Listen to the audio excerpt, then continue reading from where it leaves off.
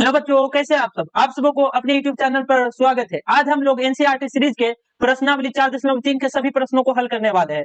मुझे आशा है कि आप लोगों को यह सीरीज काफी अच्छी लग रही होगी और मैं बता देना चाहता हूं कि यह सीरीज आप लोगों के लिए काफी 100 में से 100% मार्क्स लाने में मदद मिलेगा। दोस्तों, तो चलिए अब हम लोग अपने प्रश्नों को सोल्व कर लेते हैं।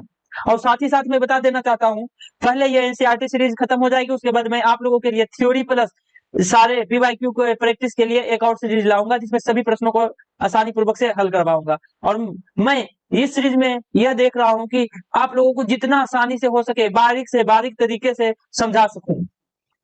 ठीक है दोस्तों, तो चलिए अब हम लोग प्रश्नों पे आ जाने का समय आ चुका है, ज्यादा बकवास ना करते हुए। तो पहला प्रश्न क्या बोल रहा है दोस्तों?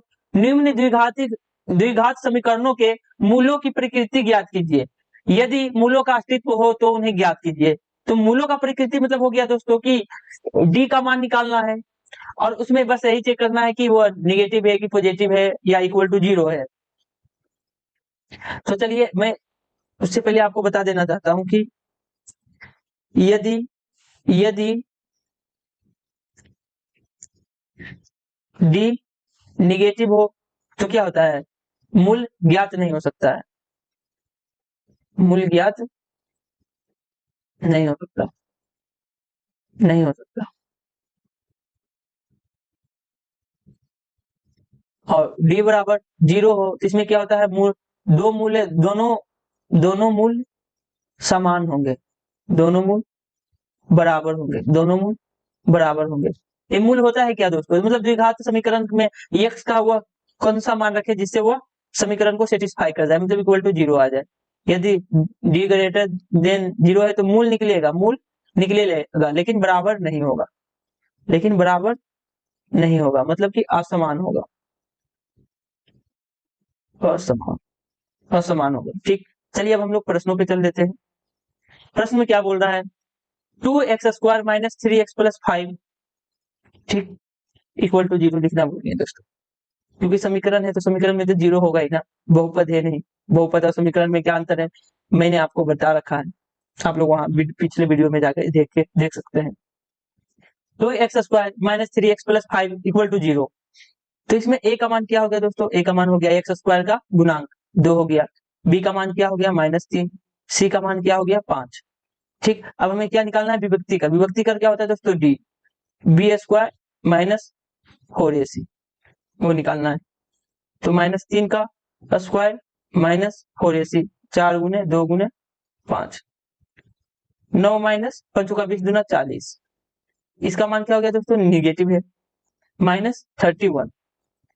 तो इसका मूल निकालना नहीं, मूल नहीं निकल सकता, मूल नहीं निकल सकता, बस मूलों का प्रकृति ज्ञात करना था।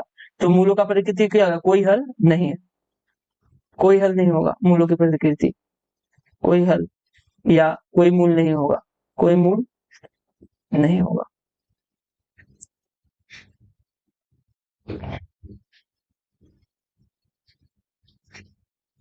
ठीक है, इसी प्रकार से चलिए अगले प्रश्नों को भी बताते हैं। अगला प्रश्न में क्या है? 3x² माइनस 4√3x प्लस 4, इसमें क्या करेंगे हम? a का मान लेंगे, a का मान क्या हो जाएगा? 3, b का मान क्या होता है? -4√3, c का मान क्या है दोस्तों? 4। अब हमें निकालना क्या है? d का मान क्या होता है? b² minus 4ac। यह केवल मूलों का प्रकृति निकालने के लिए यूज होता है दोस्तों। b² माइनस 4ac, b का मान कितना है? -4√3 का होल स्क्वायर माइनस 4ac। जब हम लोग इसे गुना करेंगे दोस्तों क्या हो जाएगा? माइनस माइनस प्लस हो जाएगा, 16 गुना 3 हो जाएगा, माइनस 4 तक 16, 16 तिया 16 गुना 3, यह भी हो गया, मतलब 48 माइनस 48, 48 माइनस 48 0 हो गया। तो इसमें क्या हो गया? दोनों मूल समान होंगे, दोनों मूल समान होंगे, और दोनों मूल समान होंगे तो इसमें क्या हो जाता है दोस्तों?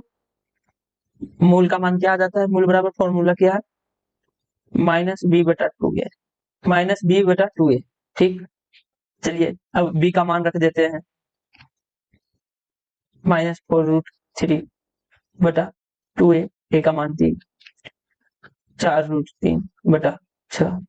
जब इसे कट आउट करेंगे दोस्तों तो 2√3/3 हो गया, यह आंसर हो गया। ठीक, चलिए अब हम लोग इसी प्रकार से अगले प्रश्न को भी हल करेंगे।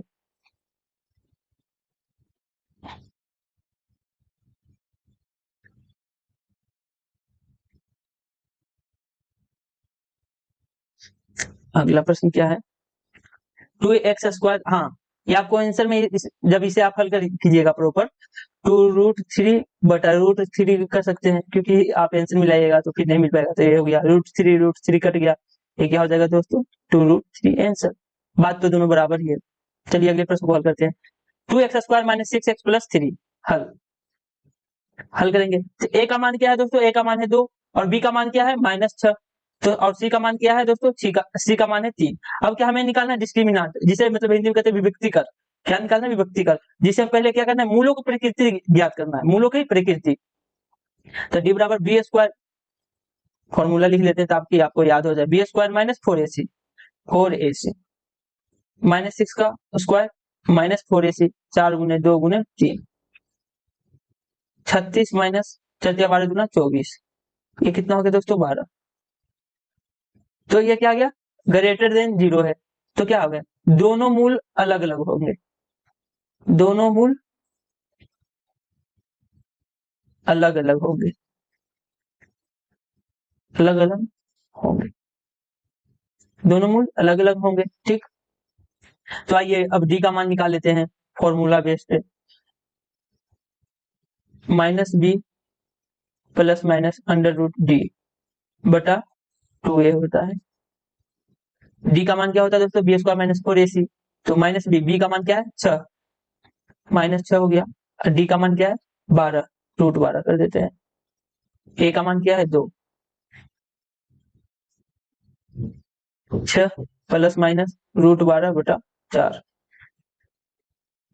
यहाँ पे क्या हो जाएगा दोस्तों 6 ± 2 कॉमन लेंगे दोस्तों, 2√3 से लिख सकते हैं, 4 आ गया।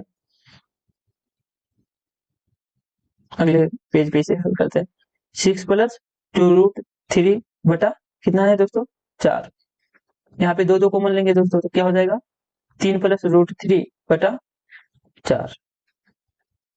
यहाँ पे क्या था प्लस माइनस, यहाँ पे प्लस माइनस लिखना भूल गया, एक बार प्लस एक बार माइनस, तो 2 बार में कट आउट हो गया दोस्तों, 2 बार में कट आउट हो गया, तो 3 + -√3/2, तो मूल क्या हो गया,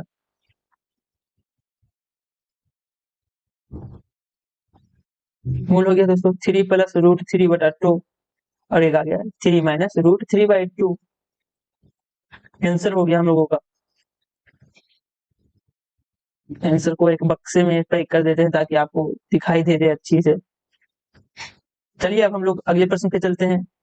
अगले प्रश्न में क्या बोला, निम्न निम्न प्रत्येक द्विघात समीकरण में k का ऐसा मान ज्ञात कीजिए उसके दो मूल बराबर हो, मतलब दोनों मूल समान हो। आइए हल कर लेते हैं। दोनों मूल बराबर होने के लिए क्या होना चाहिए दोस्तों, d = 0,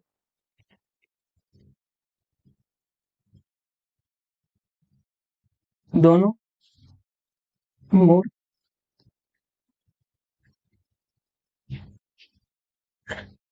दोनों मूल बराबर हो, उसके लिए क्या करते हैं, d = 0 होना चाहिए।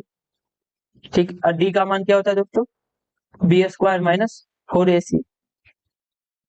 आइए a का मान निकालते हैं, a का मान क्या है 2, b का मान है k, c का मान क्या है 3। a हो गया दोस्तों x² का गुणांक, और b का मान b क्या हो गया दोस्तों x का गुणांक, और 3 क्या हो गया अचर पद, अचर पद मतलब 3 जो कांस्टेंट हो, जो इसमें कोई चर ना हो। आइए इसे सोल्व करते हैं, d = 0 कर देते हैं, 0 = b² k² - 4ac।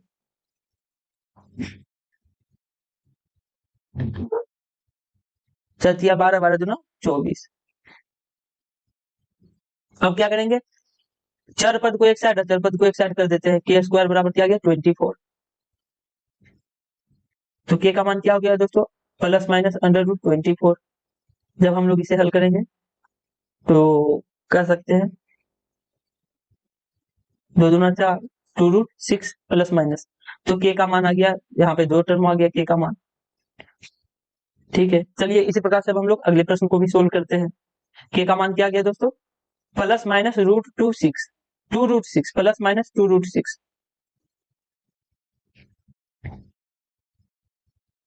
चलिए हल करते हैं। पहले क्या करेंगे, इसे सरल करके व्यवस्थित तरीके से रख देते हैं, बनाकर छोड़ देते हैं। K x square minus 2kx plus 6 is equal to 0। यहाँ पे क्या हो गया, ए का मान दोस्तों, ए का मान हो गया के, बी का मान हो गया -2k, सी का मान हो गया 6, और डी का मान क्या करना है दोस्तों, 0। डी बराबर क्या होता है, b square minus 4ac is equal to 0 करना है।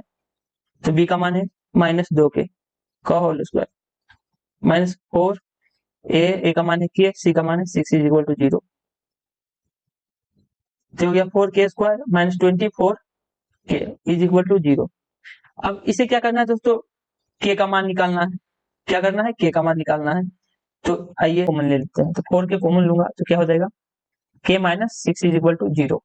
अब यहाँ से क्या आ गया दोस्तों, 4k बराबर 0 कर लेते हैं। 4k बराबर 0, के का मान एक बार 0 आ गया, और दूसरा से क्या आया, दूसरा गुणनखंड से x minus 6 is equal to 0, k का मान आ गया 6। अब देखना है कि यदि मान लीजिए के का मान यदि हम लोग 0 पुट करते हैं, तो एक्स स्क्वायर और एक्स भी क्या हो जाएगा, एक्स स्क्वायर और एक्स स्क्वायर, एक्स की टर्म होगी नहीं, होगी ही नहीं। जब नहीं होगी तो द्विघात समीकरण नहीं बन पाएगा, इसीलिए के का मान 0 नहीं होगा, और के का मान क्या हो जाएगा, 6 हो जाएगा। के का मान क्या हो जाएगा दोस्तों, 6। हमें के का मान निकालना था, तो के का मान हो गया 6 आंसर। के का मान 0 क्यों नहीं होगा, क्योंकि जब यदि हम लोग के का मान 0 रखते हैं, देखिए दोस्तों, 0 0 से कट जाएगा, प्लस 6 इक्वल टू 0, जो कि 6 बराबर 0 कभी संभव ही नहीं है। यदि के का मान 0 रखते तो क्या आ जाएगा, 6 बराबर 0, जो कि कभी असंभव वाली बात, ये असंभव वाली बात हो गई ना, इसीलिए के बराबर 0 नहीं होगी। ठीक है, चलिए अगले प्रश्न पे चलते हैं हम लोग। क्या बोल रहा है, क्या एक ऐसी आम की बगिया बनाना संभव है जिसकी लंबाई चौड़ी से दोगुनी हो और उसका क्षेत्रफल 800 मीटर स्क्वायर हो, यदि है तो उसकी लंबाई और चौड़ाई ज्ञात कीजिए। आइए हल कर लेते हैं इसे। हल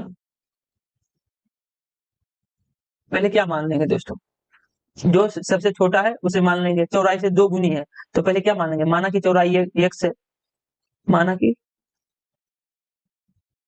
चौड़ाई x है, इसीलिए लंबाई क्या हो जाएगा दोस्तों, दोगुनी है, लंबाई हो जाएगी 2x। आइए प्रश्न से चलते हैं। क्या बोल रहा है, आम का बगिया बना, लंबाई चौड़ाई मतलब कि आयत है जिसकी लंबाई चौड़ाई दी गई है, एक आयत है जिसकी लंबाई चौड़ाई दी गई है। अब क्या करना, आयत का क्षेत्रफल यूज करना है,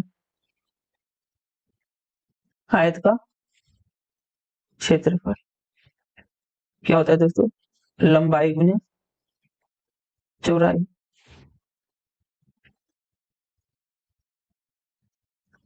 तो यहाँ पे आयत का क्षेत्रफल कितना मान लिया, 800 मीटर स्क्वायर। हम लोगों ने क्या माना है, x मीटर गुना 2x मीटर। जब हम लोग इसे हल करेंगे, 800 metre square 2x metre square से मीटर स्क्वायर कट जाएगा, क्या हो जाएगा दोस्तों, यहाँ पे 2x square minus 800 is equal to 0। अब हमें चेक करना क्या है इसमें, पहले एक और इसमें 2 कॉमन ले लेते हैं, तो x square minus 400 is equal to 0। यहाँ पे टर्म क्या है, x square minus 400 equal to 0/2 बराबर 0, एक्स स्क्वायर माइनस 400। अब हमें पहले इसे चेक करना है, क्या यह वैलिड है या इनवैलिड है, मतलब कि यह जो बनाना संभव है या असंभव है। तो इसको मूलों की प्रकृति ज्ञात करना, हम लोग इसे डायरेक्ट भी सोल्व कर सकते हैं, लेकिन नहीं करना है। जो भी प्रश्न में दिया गया है उसे पूरा तरीके से बनाना है, ताकि एक भी नंबर ना कटे। एक भी नंबर यदि कटेगा तो आप लोगों को काफी नुकसान पहुंचेगा। ठीक, एक नंबर कट के मान लीजिए कि सभी प्रश्नों में एक नंबर कटा, तो 5 नंबर कट जाएगा, 10 नंबर कट जाएगा। इस प्रकार से क्या करना है, चेक, जांच करना है। X square minus 400 is equal to 0। इसमें ए का मान क्या हो गया दोस्तों 1, बी का मान क्या हो जाएगा दोस्तों 0, बी का मान 0 क्योंकि है ही नहीं, तो हम लोग इसे किस प्रकार से लिख सकते हैं एक्स स्क्वायर माइनस माइनस या प्लस कुछ भी कर दो 0x माइनस 400। ठीक, सी का मान क्या आ गया माइनस 400। अब मूलों की प्रकृति याद कर लेते हैं, डी बराबर b square minus 4ac 0 square minus 4ac minus 400 कितना हो गया दोस्तों ये 1600। 1600 मतलब कि ग्रेटर देन 0 है, तो हम लिखेंगे अतः प्रश्न के अनुसार बगिया बनाना संभव है, बगिया बनाना संभव है, प्रश्न के अनुसार बगिया बनाना संभव है। ठीक, अब क्या निकालना है हम लोगों को x का वैल्यू निकालना है, तो आइए निकाल लेते हैं x square minus 400 equal to 0। x बराबर क्या हो जाएगा दोस्तों 400 का ओवर रूट, यहाँ पे हम इस प्रकार से लिख सकते हैं स्क्वायर बराबर 400। x बराबर अब क्या हो जाएगा दोस्तों 20 मीटर, 20 मीटर। तो यहाँ पे क्या आ गया x क्या माने थे चौड़ाई, चौड़ाई 20 मीटर और लंबाई क्या हो गया 40 मीटर। तो प्रश्न के अनुसार सजाएंगे, जो भी प्रश्न दिया रहेगा उसके अनुसार उत्तर सजाएंगे। ठीक है, किस प्रकार सजाना है ये उत्तर क्या होगा, क्या बोल रहा है पहले लंबाई ज्ञात करना है उसके बाद चौड़ाई। लंबाई कितना आया था 40 मीटर, तो हम लोग लिखेंगे 40 मीटर और चौड़ाई कितना 20 मीटर। इस प्रकार से जो भी प्रश्न, यदि प्रश्न के अनुसार आप सारा उत्तर लिख के आइएगा सजाकर, तो एक भी नंबर नहीं काटेगा। यदि आप सही भी बना देते हैं और एक दो उलट फेर कर देते हैं, मान लीजिए यहाँ 20 की जगह 40, 40 की जगह 20 कर दीजिएगा, तो नंबर कट जाता है एक दो। प्रोसेस आपने सही किया, लेकिन माइनर मिस्टेक होता है, छोटी सी मतलब माइक्रो मिस्टेक से आपकी एक नंबर काट सकता है। तो नंबर क्यों काटवाएं दोस्तों, हम लोग सभी प्रश्नों को और अच्छा से बेहतर तरीका से बनाएंगे, जितना हो सके उतना बेहतर तरीके से सजा भी दें। चलिए आइए अगले प्रश्नों पे चलते हैं, अगले प्रश्नों को हल करते हैं। क्या बोल रहा है हल करना है। क्या निम्न स्थिति संभव है, यदि है तो उनकी वर्तमान आयु ज्ञात कीजिए। दो मित्रों की आयु का योग 20 वर्ष है, 4 वर्ष पूर्व उनके वर्गों का गुणनफल 48 था। आइए पहले क्या मान लेंगे, माना कि पहला मित्र की आयु, माना कि पहला मित्र की आयु कितना है दोस्तों x, तो दूसरा मित्र का आयु क्या हो जाएगा दोस्तों, दूसरा मित्र की आयु, दूसरे मित्र की आयु, दूसरे मित्र की आयु 20 माइनस x हो जाएगा। अब आइए प्रश्न के अनुसार समीकरण बना लेते हैं। पहले समीकरण बना लेना है, उसके बाद उनकी मूलों की प्रकृति ज्ञात करना है, उसके बाद उनसे हल करना है। क्या बोल रहा है 20 वर्ष 4 वर्ष पूर्व, तो मतलब x minus 4 into 20 minus x minus 4, minus 4 इसलिए मैंने क्या कि उसमें लिखा 4 वर्ष पहले उनके अब आयु का गुणनफल 48 था। ठीक, अब ये क्या हो गया दोस्तों x minus 4 into 16 minus x is equal to 48। इसे सोल्व करेंगे दोस्तों 16x माइनस 16 तक 64, अब ये हो जाएगा minus x square plus 4x is equal to 48। यहाँ पे क्या हो जाएगा दोस्तों, आइए इसे हल करते हैं। जब इसे हम लोग टर्म में बदलते हैं तो क्या हो जाएगा minus x square plus 20x और माइनस 64 और माइनस 48 को इस साइड ही ले आते हैं। यह क्या हो जाएगा दोस्तों minus x square plus 20x minus 112 is equal to 0। अब माइनस माइनस इससे कॉमन ले लेते हैं और उस साइड भेज देते हैं, माइनस 1 कॉमन लेते हैं, क्या हो जाएगा x square minus 20x plus 112 is equal to 0। अब माइनस 1 उधर जाएगा तो ये क्या हो जाएगा x square minus 20x plus 112 is equal to 0 बटा माइनस 1 इज इक्वल टू 0। आइए अब हम इस समीकरण का मूलों का प्रकृति ज्ञात कर लेंगे, जिससे हमें मालूम चलेगा कि जो दिए गए स्टेटमेंट है, स्थिति है, वह सही है या गलत है। X square minus 20x plus 112, ए का मान हो गया 1, बी का मान हो गया -20, सी का मान हो गया 112। अब क्या करना है, डी निकालना है। B square minus 4ac, B का मान क्या है -20, तो बी -20 का होल स्क्वायर माइनस 4ac, ए का मान क्या है 1, सी का मान क्या है दोस्तों 112, ये हो जाएगा दोस्तों 400 माइनस 448। तो दिया गया समीकरण, जो समीकरण आया है उसका मूलों की प्रकृति क्या हो जाएगा दोस्तों, नहीं, कोई हल नहीं होगा। क्या होगा, कोई हल नहीं होगा, कोई हल या मूल नहीं होगा, मूल नहीं होगा। अतः हम लोग लिख सकते हैं दिए गई स्थिति असंभव है। इसमें प्रश्न के अनुसार देखते क्या है, संभव है तो नहीं, तो क्या लिखेंगे यहाँ पे, दिए गए स्थिति असंभव है।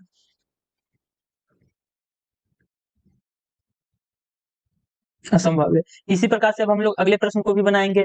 आइए अगला प्रश्न क्या बोल रहा है, क्या परिमाप 80 मीटर तथा क्षेत्रफल 400 मीटर स्क्वायर के एक पार्क को बनाना संभव है? यदि है तो उसकी लंबाई और चौड़ाई ज्ञात कीजिए। हल कीजिए। क्या बोल रहा है, परिमाप, मान लेते हैं दोस्तों आयत का परिमाप क्या होता है दोस्तों, 2 into l plus b, length plus breadth, length हो गया दोस्तों, आइए इसमें वैल्यू पुट कर देते हैं, 2 into l plus b is equal to 80 metre, l plus b क्या हो जाएगा दोस्तों 80/2 40 मीटर,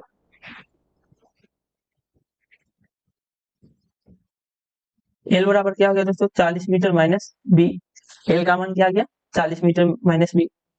या हम लोग इस प्रकार से भी कह सकते हैं, क्या एक हो गया क्या एल हो गया और दूसरा हो गया 40 माइनस ब्रेथ का मान क्या हो गया दोस्तों 40 metre minus l, 40 minus l, लंबाई क्या हो गया एल और चौड़ाई, लंबाई होगी एल और चौड़ाई होगी 40 माइनस एल।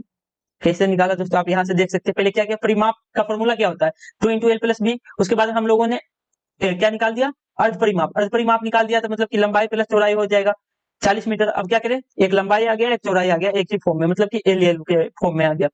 ठीक, अब क्या करना है, आइए आयत का क्षेत्रफल क्या होता है, आयत का क्षेत्रफल लंबाई गुने चौड़ाई, कितना दिया गया दोस्तों 400 मीटर स्क्वायर। बी का मान क्या है 40 minus l, 40 minus l is equal to 400, ए क्या हो गया 40 l minus l square is equal to 400, l square minus 40 l. अब क्या करेंगे, सभी को एक तरफ ले आएंगे, ए प्लस है। अब इसकी मूलों की प्रकृति निकाल देते हैं। क्या पूछा है, संभव है कि नहीं, बनाना संभव है या कि नहीं, वो निकालना है। तो आइए, ए का मान क्या हो गया दोस्तों 1 हो गया, बी का मान क्या होगा एल का कोफिशिएंट -40, सी का मान क्या हो गया अचर पद 400, डी बराबर क्या होता है बी स्क्वायर माइनस 4ac, -40 का स्क्वायर माइनस 4ac,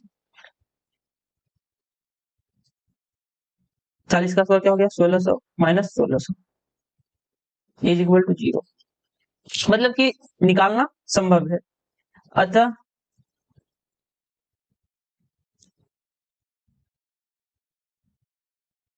इस पार्क को बनाना संभव है, तो इस पार्क को बनाना संभव है। यदि आप प्रश्न को बिना प्रकृति ज्ञात किए हुए हल कर दीजिएगा तो आपको 2-3 नंबर कम मिलेंगे, इसलिए उसका प्रकृति, मूलों की प्रकृति जरूर निकाल के जाए। अतः इस पार्क को बनाना संभव है। अब क्या निकालना है, एल स्क्वायर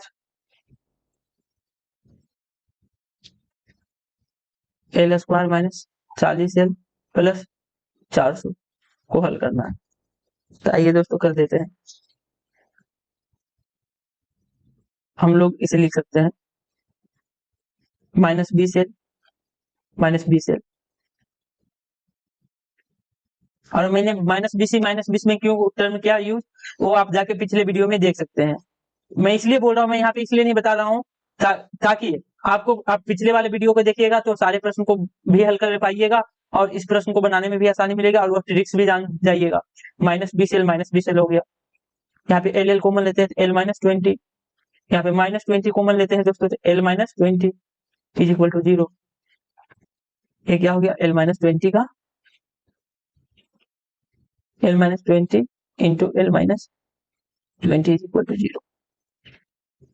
अब क्या आ गया दोस्तों, L-20 बराबर 0, तो L का मान आ गया 20 मीटर।